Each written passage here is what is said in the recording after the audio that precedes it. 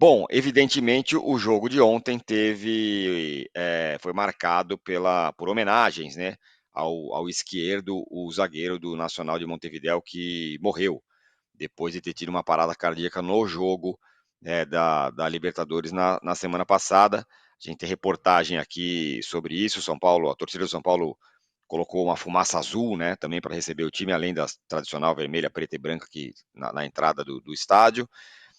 Todos os jogadores usaram o nome do esquerdo na camisa.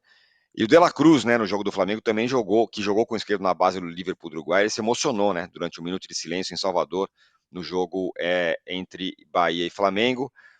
Uma nota, infelizmente, bem triste, bem mal educada, para se dizer o mínimo, e bem pouco respeitosa. Teve um minuto de silêncio, e eu sei que no Brasil ninguém respeita o minuto de silêncio, porque banalizaram isso, mas eu acho que ontem era um caso muito especial.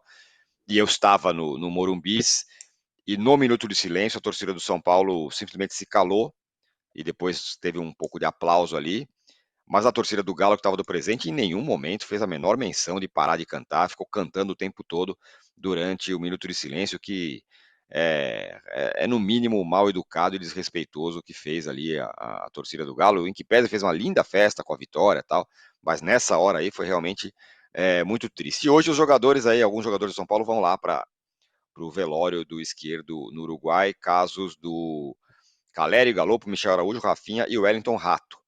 Vai ser na sede do Nacional, às 11 horas da manhã, daqui a pouco. Portanto, Contraponto à torcida do Bahia, né? O Tirone, que a torcida do fez Bahia respeitou. depois não só respeitou, como depois teve um momento de aplauso grande ali, logo depois do que teve da homenagem ao esquerdo.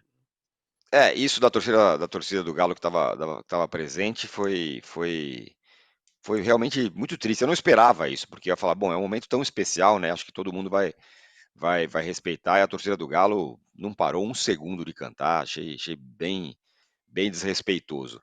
Bom, o Rafinha ontem, Rodrigo, falou que ninguém perguntou pra gente se a gente queria jogar, se a gente tinha condições de jogar. Foi isso que ele falou na zona mista depois do jogo. Tem um vídeo dele falando sobre isso. Vamos ouvi-lo. Sobre a pergunta do lado psicológico, claro que atrapalha, né, cara? Atrapalha. Não é desculpa que a gente perdeu o jogo, mas atrapalha, porque a gente acabou de dar um jogo aí há 6 dias atrás que um companheiro de profissão acabou perdendo a vida. É complicado, né? O clima fica pesado, todo mundo pensa, não tem como você tirar da cabeça. Mas assim, né? Agora que resta pra gente, a gente faz a nossa parte, né? Mandando força pra família, ajudando no que pode. E a vida continua, mas claro que consome. A gente olha o lado humano, né? Então podia ser qualquer um de nós. Então a gente fica triste, mas né, desejar força pra família. Ô, Rafinha, como que ficou a questão da viagem para o Uruguai amanhã, com os jogadores? Como que ficará? A gente vai cedo amanhã pra lá. A gente vai cedo amanhã pra lá e pra participar do velório.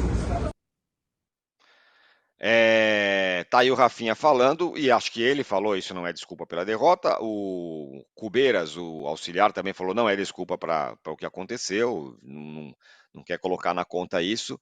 Mas, de fato, um pouquinho de sensibilidade ontem não faria mal a ninguém, né? Podia, sei lá, adiar o jogo para hoje, sei lá, fazer alguma coisa diferente, mas não foi isso que aconteceu. Os caras entraram em campo normalmente, o Rodrigo. Eu não sei sobre o adiamento, é uma questão difícil de fato de responder se deveria adiar, se faria uma diferença um dia e tal. É fato que o São Paulo é abalado, inclusive porque está se mobilizando com toda razão para prestar uma homenagem, uma solidariedade à família, do esquerdo e também ao Nacional, né? O que a gente viu do Caleri e o Michel Araújo na porta do hospital, cenas que são de fato comoventes porque mostram essa solidariedade dentro da profissão. E é óbvio que o Rafinha tem total razão de dizer que qualquer um ficaria abalado se você visse uma pessoa, enquanto você está trabalhando, morrer do seu lado de uma forma trágica desse jeito, né? Então, óbvio que teve um abalo. Não sei o que poderia ser feito de fato, né? A gente tem esse calendário maluco do jeito que tá, e adiar, ia fazer o quê? De repente era até pior para o São Paulo, que ia jogar todo. Mas é óbvio que o São Paulo sofreu um abalo, porque estava com a concentração dividida, né? Com toda razão, porque são humanos, né? Os jogadores de São Paulo. Olha aqui, teve jogo do Campeonato Brasileiro ontem, né? O Cruzeiro e o Internacional empataram em 0-0 e tem aqui no blog do Mauro César aqui no UOL, tá falando: o FIFA orienta ele publica. FIFA orienta a CBF e CBF decreta tolerância zero para quem pressionar os árbitros. Então, orientação aí. Horas antes do jogo, a CBF decidiu colocar em prática a nova orientação da FIFA de que tolerância zero contra reclamações com a arbitragem, em que apenas o capitão possa falar com o juiz. No jogo entre Cruzeiro e Internacional, o Roger Machado, a orientação foi muito em cima da hora. Ele reclamou bastante da arbitragem ontem, o Cruzeiro até teve um pênalti no final que desperdiçou, mas então a partir de agora só o capitão pode falar. Ainda bem que o Hulk é o capitão do Galo, né? Senão ia ser um problema, porque o que ele fica o tempo todo falando com a arbitragem é impressionante. Vamos ver se isso vai ter algum efeito prático, né, Arnaldo? O Hulk é o capitão do Galo e o Rafinha é o capitão do São Paulo. Até aí, né? Quando Nossa, jogar São Paulo e meu Atlético, amigo, como deixa falam. lá, uns falando, né? Alguma coisa precisa ser feita, né? Sobretudo no futebol brasileiro, né? E eu acho que o contraste maior acontece quando os mesmos clubes brasileiros, e às vezes até alguns árbitros, né, brasileiros, trabalham em competições sul-americanas. A gente tem parecem outras pessoas, né? E na Libertadores, na Sul-Americana, acho que é um tipo de comportamento diferente, né?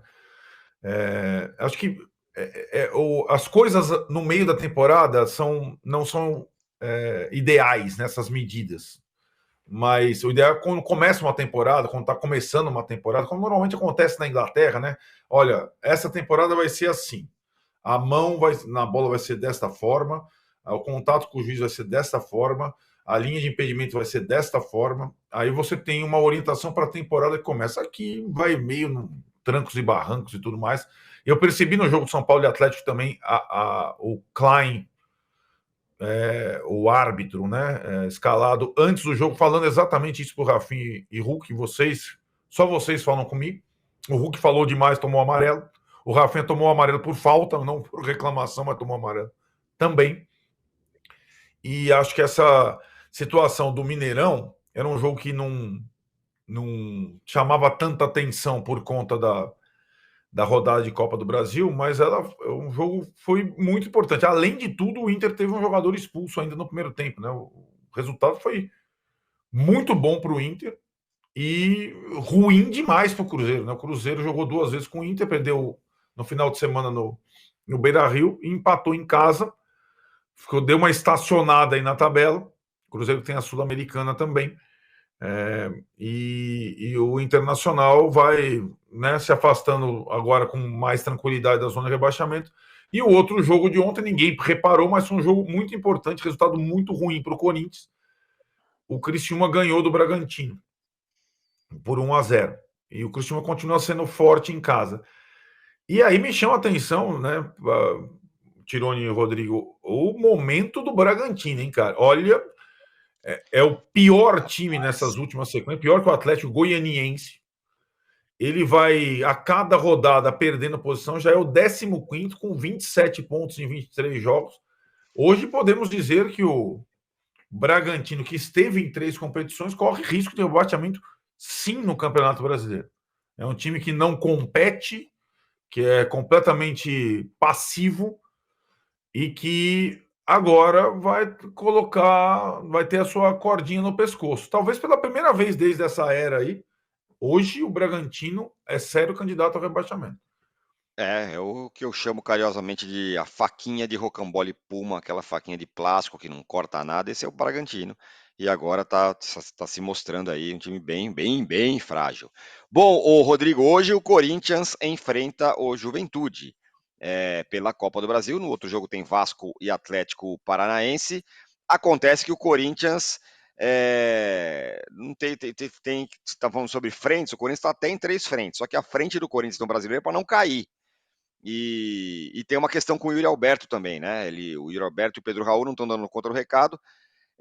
O clube tenta evitar a venda do Yuri Alberto, que recebeu proposta do Southampton, na Inglaterra, de 3 milhões de euros, 18 milhões por empréstimo e opção de compra de 18 milhões de euros, 110 milhões. E o espanhol Héctor Hernández foi contratado como uma posição, como uma oportunidade de mercado. Mais um aí que o Corinthians contrata, mas o drama é o seguinte: o Corinthians enfrenta o Juventude pela Copa do Brasil, não vai rifar o campeonato, mas o drama mesmo é a zona do rebaixamento no Brasileiro. O próprio Ramon Dias já disse que a prioridade é o brasileiro, né? Ele estabeleceu alguma prioridade. Os clubes brasileiros, quando a coisa. Eles só estabelecem prioridades de fato quando a corda está no pescoço mesmo. Aí eles tomam decisões. Aí, nesse caso, ele tem essa prioridade. Essa questão do Yuri Alberto é complicada porque, assim, fica essa carga muito grande nos centroavantes do Corinthians. Eu acho que, de fato, a contratação do Pedro Raul se mostrou equivocada, né? O gol que ele perdeu contra o Fortaleza no final de semana beira inacreditável, né? Mas, assim, mas o Yuri Alberto não fazia uma temporada tão ruim. Ele tá numa casa de quase 20 gols. Ele ser o centroavante principal do Corinthians, de um time que é um problema, talvez. Eu ter pensado a temporada, pensando como sendo o único cara que quer fazer gol, eu acho que talvez tenha sido o problema. Agora, será que negociá-lo agora, sem ter uma reposição do mesmo tamanho, vai funcionar? E aí? Às vezes você está numa situação ruim, você toma uma medida desesperada e piora ainda mais o que está acontecendo. Quem que vai ter para o lugar do Yuri Alberto? Vamos ver. Esse jogador que acabou de chegar, como é que é o nome dele, o Tironi? Héctor Hernandes. Hernandes. Pois é. Será que a gente tem certeza que o Hernandes vai resolver o ataque do Corinthians? É o jogador assim, ó, chegou o Hernandes, agora tudo bem, pode negociar o Yuri Alberto? Não, né? É mais uma aposta, né? Jogador que é aposta. Então, se ainda não tem outra solução, emprestar o Yuri Alberto agora, nesse momento, por mais pressão que ele esteja sofrendo, pode acabar sendo um problema. Porque você vai. Aí daqui a pouco, daqui a 2 semanas, fala assim, pô, mas o Yuri Alberto pelo menos de vez em quando fazia uns gols e tal, não sei o quê. Eu não sei, é aquela história de frigideira e caldeirão, né? Você sai de um lado e vai para o outro. E em relação à Copa do Brasil, sobreviver nos mata-mata quando você está muito mal no brasileiro, te dá um ânimo, mas ao mesmo tempo te dá uma obrigação também de ficar ali correndo nas duas frentes. E essa frente o Corinthians tem conseguido sobreviver, o que mostra que mata-mata dá para você sobreviver. É completamente plausível que o Corinthians vá para a semifinal da Copa do Brasil. Agora, tem que, de fato, a prioridade tem que ser o brasileiro, mesmo estando numa eventual semifinal da Copa do Brasil, porque o rebaixamento, a gente já viu lá atrás, com o caso do Palmeiras, por exemplo, que foi campeão da Copa do Brasil e foi rebaixado no mesmo ano, como uma coisa, o rebaixamento sobrepõe a qualquer título que você vai ganhar. E hoje em dia, mais do que isso, né? Porque mudou a regra, acaba a cota cheia para os times. E é um desastre. O Corinthians já não está na Copa do Brasil do ano que vem, a não ser que seja campeão da Copa do Brasil.